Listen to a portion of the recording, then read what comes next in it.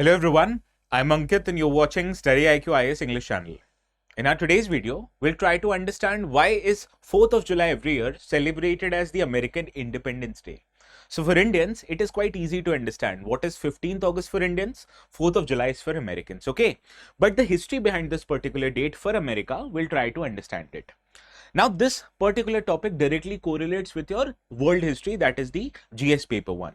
But in the course of our today's discussion, you will see how I link it with GS paper 2 also, that is the subject of polity, right? So please stay tuned, we'll have a very elaborate discussion.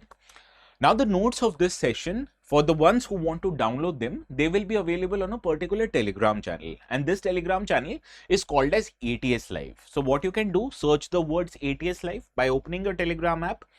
On the top right hand corner, there is a search bar, right? So click on it and write ATS Live. You'll find the channel.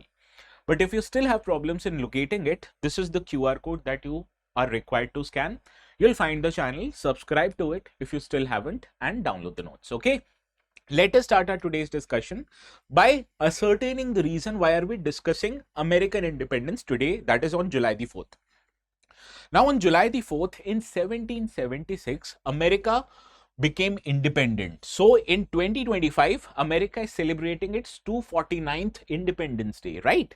Now this was the date when country's founding fathers, they formally signed a document, and this document was called as Declaration of Independence. So by signing this document, the founding fathers of America, they said that this brought an end to the British rule over the 13 different colonies that was the America back then, right? So let us try to understand the history behind this movement that led to signing of Declaration of Independence, okay? Now this was the event, the portrait of this event. As you can see, the American founding fathers, they are signing a document known as the Declaration of Independence. But what was the reasons that culminated into this event? We'll find out in our today's discussion, okay? Now you have to understand, in 1776, 150 years before that, America since then had been under the colonial rule of British Empire. Now the British Empire in that process passed many laws that agitated the American public back then.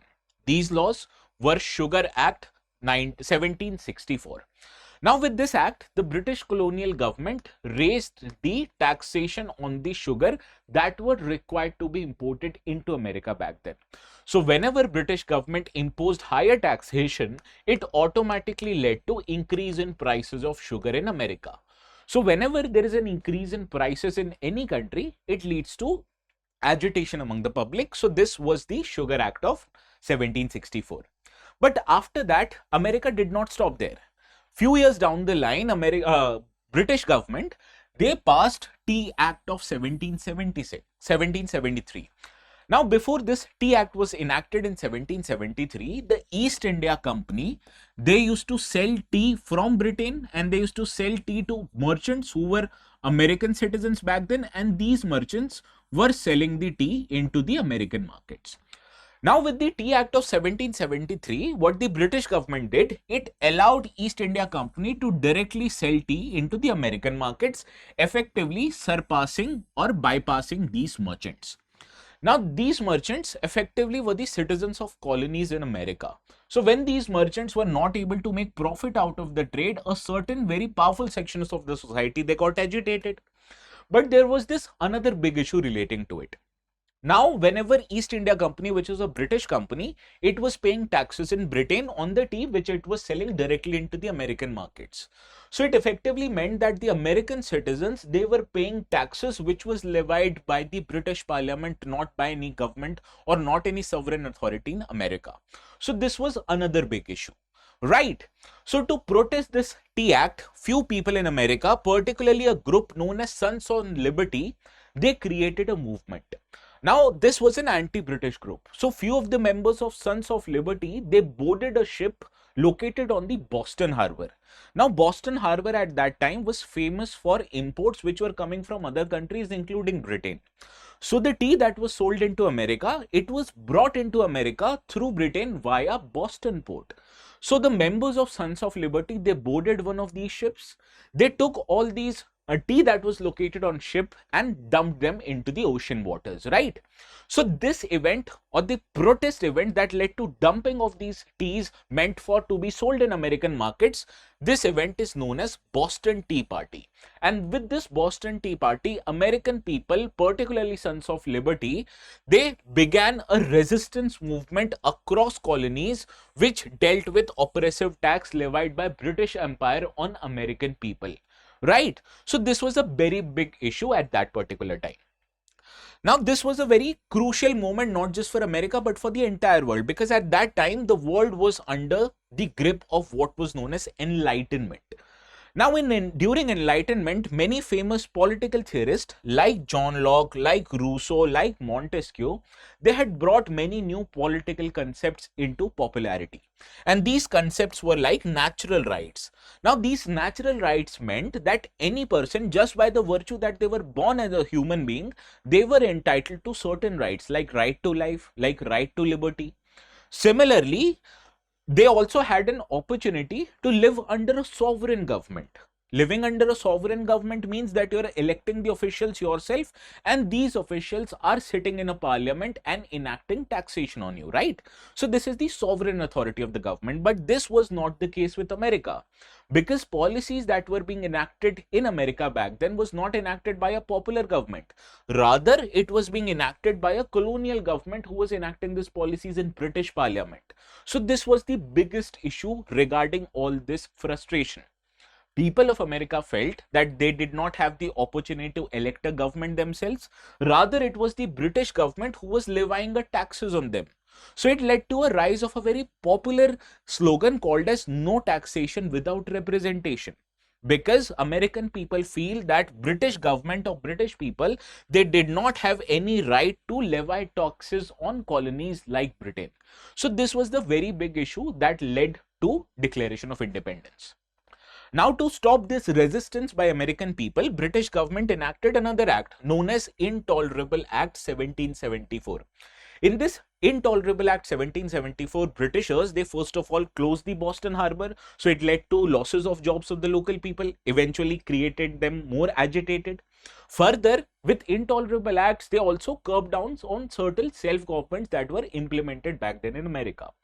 In addition to that, the British government also enabled the British troops located in America to house themselves in the homes of individual Americans. So all of these in togetherness acted or increased the levels of agitation and frustration that the American people had with the British government and the British crown. Understood? So this was the indicator, or this was the cause which led to the demand of independence from the American side. Now, this was going on for more than 150 years. So for more than 150 years, the entire North America, particularly the colonies that led to the emergence of US, they were under British rule. So first of all, these people were not getting any representation in the British Parliament in London, and it was British Parliament without any American representation. They were imposing taxes on them. Similarly, they passed many series of laws which imposed high taxes, and not just that, they even curtailed the American people's activity. So this all added up to their frustration. So frustrated because of the policies of British Empire, 13 colonies got together and formed a body known as Continental Congress. And this Continental Congress initially tried to enforce a boycott of British goods in the American society. Further, they tried to meet with the sovereign authority in Britain, that was King George III back then, so as to negotiate better terms of their self-government. But all these attempts made by Continental Congress actually went into vain. And this meant by April 1775, all these 13 colonies individually and in togetherness, they declared full-blown war of independence against the British colonial rule. Understood? So this was what series of acts led to Boston Tea Party, and all of this culminated into emergence of demand of independence in the American society, particularly from 13 different colonies. Now, what happened in this regard, that the war which continued between the American colonies and British government went on till 1783, and it was in the first time in 1783 when the Britishers recognized that America is an independent society after they were militarily defeated by these 13 colonies. Now, American victory, you can say, was due to efforts made by 13 colonies, but in these efforts, they were also supported by the Britishers' European rivals. These were the empires of France, Spain, as well as Dutch Republic. So all of these supported with money, with arms and ammunition to the British colonies, and led to the defeat of British colonial regime in the America, leading to their independence. Right. But what happened years before 1783, a very important development happened, that the Continental Congress, it itself declared America an independent country from the British rule based on a declaration that they made on July the 2nd of 1776. In this declaration, out of 13 colonies, 12 colonies agreed unanimously that the colonies are out to be free and they are themselves an independent states. So the reason is, why isn't American independence celebrated on 2nd of July? Why it is celebrated on 4th of July? There's a very good reason behind it. Let me tell you. Now, if you remember, the second president of United States, who was one of the founding fathers of America, John Adams, he made a very popular statement. That is, the 2nd day of July 1776 will be the most memorable epoch in the history of America, and he believed that it will be celebrated by succeeding generations as the great anniversary festival. But you understand, this was merely a declaration that was made on 2nd of July. Rather, the formal signing of this declaration happened on the date of 4th of July. And this was with the enactment of Declaration of Independence. So this formal document, which was signed on 4th of July, hence 4th of July became the date of American independence. Let me give you a very simple comparison for you so that you will be able to understand. Now, you know what was the date when Indian Constitution was signed by the members of Constituent Assembly? It was the date of 26th of November 1949. But India does not celebrate its Republic Day on 26th of November. India celebrates its Republic Day on 26th of January 1950. Why? Because from 26th January 1950 onwards, Indian Constitution came to be enacted and came into force. So this is the reason. Although this constitution was signed on 26th of November, but Indian Republic Day celebrated on 26th of January. Similarly, although they declared themselves independent on 2nd of July 1776, but they signed this document on July the 4th. Therefore, 4th of July becomes the American date of independence. Understood this? Now, there is another more important aspect about the American independence, because if you read the Declaration of Independence, it makes certain concepts very evident, and these concepts afterwards, many years from now, after 1776, they became a source of inspiration for many constitutions, including Indian Constitution. For example, if you read the Declaration of Independence, it states that we hold these truths to be self-evident. And what are these truths that was held as self-evident by the American Declaration of Independence? It was that all men are created equal. So this is a concept that says that all men are equal, which effectively came to be as a source of inspiration for Article 14, Article 15 and Article 16 of the Indian Constitution that provides for right to equality. Right. Similarly, if you read this further, it says that the people of America are endowed by their creator, that is God, with certain unalienable rights. Now, these unalienable rights are provided to human beings thus by the virtue that they were born and human beings. So, this section of unalienable rights that are provided to people of America, known as Bill of Rights, this became a source of inspiration for fundamental rights in Indian Constitution that is mentioned in the Part 3rd of the Constitution, right? So these are inalienable rights which also sought as a source of inspiration, eventually became a part of Indian Constitution in Part 3rd, known as fundamental rights. Similarly, if you read the Declaration of Independence further, it says that people of America will get freedom of life, freedom of liberty, and they are to achieve pursuit of happiness. So the word life and liberty, life, right to life is provided under Article 21 of the Constitution, and the principle of liberty, it is mentioned even in the preamble of the Constitution. That Indian preamble provides for liberty of thought, expression, belief, faith, as well as liberty of worship. So therefore, all these concepts that emerged in writing in Declaration of Independence went to become a source of inspiration for many countries, including India. An Indian constitution incorporates these ideas into different parts of the constitution, like Article 14, 15 and 16, which provides for right to equality. Right of life is provided under Article 21 of the Constitution. Liberty as a concept is provided under preamble in wider means. Similarly, the concept of unalienable rights became to be the source of inspiration for fundamental rights in the Indian Constitution.